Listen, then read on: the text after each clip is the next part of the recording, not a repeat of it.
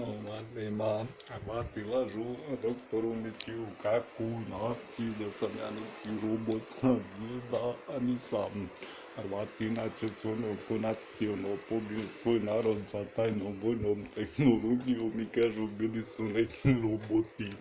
A mi bi htjeli da ih prodamo Japanu ili ne znam Englezima. Hrvati skrivaju da cijeli svoj narod ubili s nekim tam letećim robotima koji hoće da prodaju u Japan.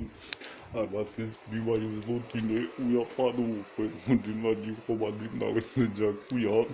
Ulica koja vodi hrvatsku vojsku, policiju i vjerovatno ima američki leteći tanjur. Uglavnom Hrvati žele u Japan da pošalju jednu vojsku smrtnosti letećih robota, ali morate znati da su Ameri možda planirali rat protiv Japana i to već odavno. Znači Hrvatska se broji ko američko ljudsko potencijalno koje planira s Amerikom rat protiv Japana.